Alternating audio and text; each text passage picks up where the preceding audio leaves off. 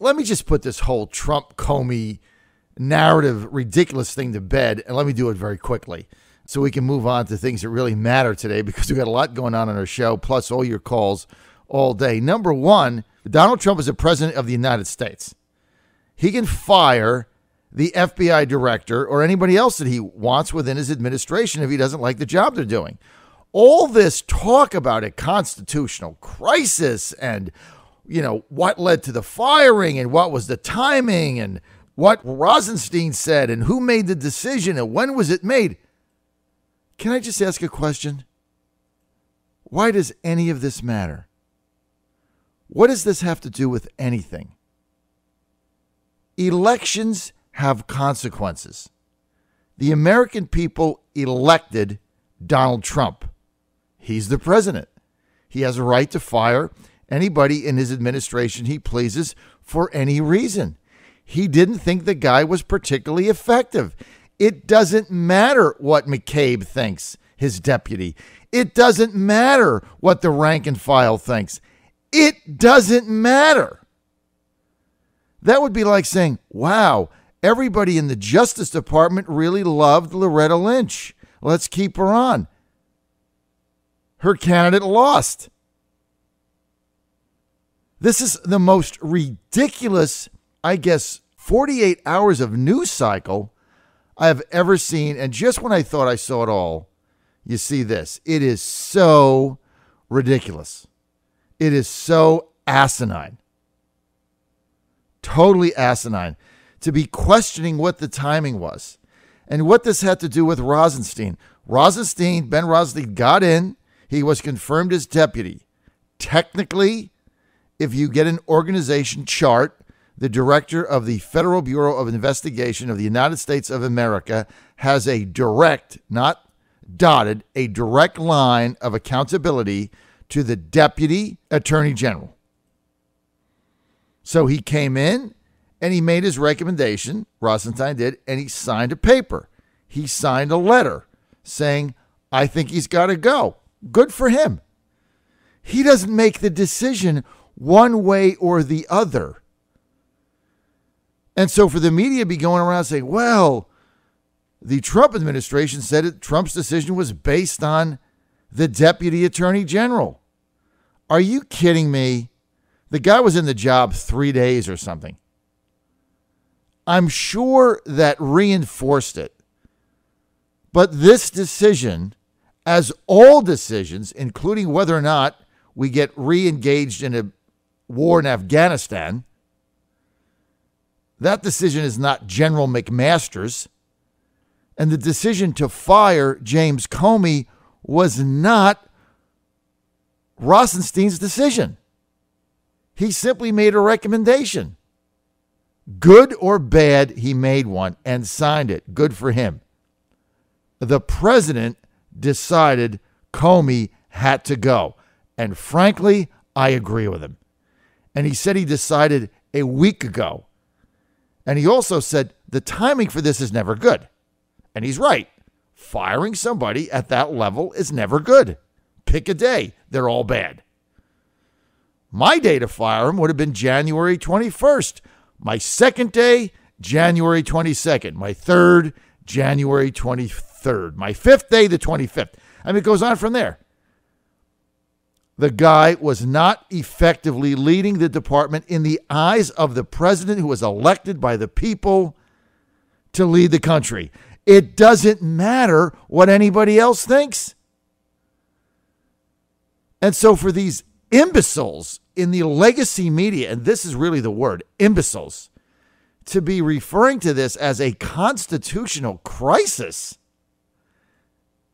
is intellectually assaulting and about the stupidest thing I could ever hear. And it's all over the place. I mean, legacy media outlets like the New York Times are calling this a constitutional crisis. Why? Because you fire the FBI director because you don't think he's doing the job you want him to do? Well, he was asking for more money for an investigation.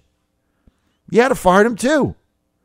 I'll give this analogy again. This is like somebody being a sales representative for the John Fredericks Radio Network, working for 11 months, selling nothing. Not a single sale. Zero revenue. And every month it's coming, and you get nothing. And then after the 11th month, you go to me and say, I like a raise. You know what my answer would be? Really? You're fired. How about that? The guy produced nothing. As far as this investigation is concerned, there's not one shred of evidence anywhere. So what is the problem here? And what crisis is there? And who cares what Rosenstein said or didn't do, or whether or not the administration had their Communications Act together coming out of this? Why does any of this matter? You tell me, why does this matter? What matters is President Trump didn't think Comey was the guy, and I agree with him. He called him a showboat. He's right. End of story. The guy was a media hound. He just wanted to get in front of TV cameras. And his last testimony in front of the Senate Intel Committee, where he goes and testifies and then changes his testimony the next day, I mean, Trump just had enough. But he was going to fire him even before that. And so he decided he's not the guy. Just like he's going to fire a lot of people. This is what he got elected to do. This is what the liberals and the Democrats and those in the legacy mainstream left-wing mouthpiece drive-by media can't figure out. Trump won. And I'm telling you, he's going to win again. I'm telling you right now, he is going to win again. You mark this day down. May 12th, he is going to win again. And then they're all going to go nuts. Because deep down, a majority of American people in the states that matter, deep down, they know the whole system is corrupt. And their last chance for somebody to fix it is Trump. Now, he's not going to do everything you want, and everything is not going to go perfectly. We're in the middle of a political revolution. You think this is going to go easy and there'll be no carnage? You got to get these people out of there. And so those who don't have the stomach for this, I'm sorry. If you can't run with the tall dogs in the high grass, then as my father would say, sit on the porch. It's okay. But he is challenging every lever of status quo in Washington, and he's doing it almost singly.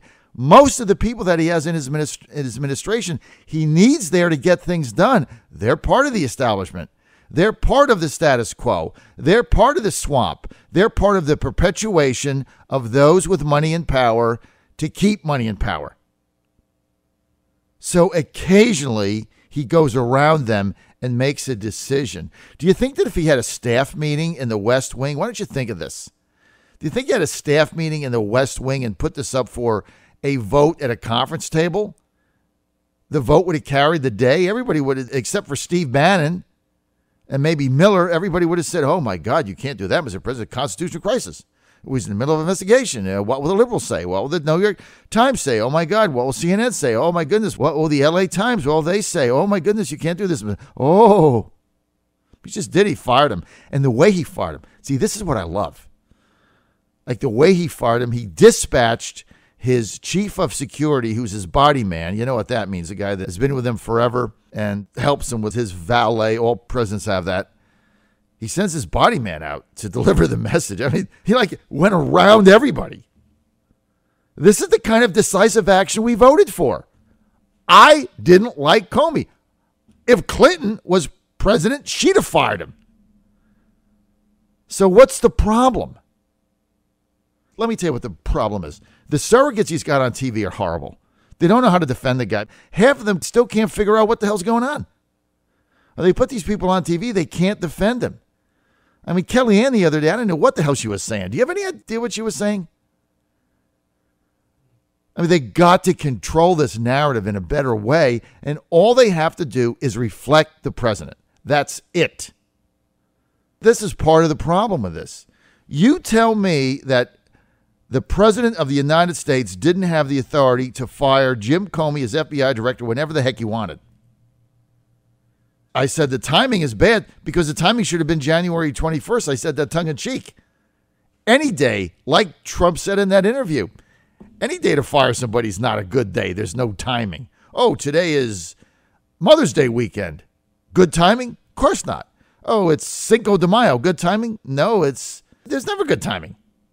Hey, I got fired, but the timing, you know what, honey? I got fired today from my job. But I tell you what, the timing of my firing was really great. I mean, come on. This is so stupid. I mean, come on.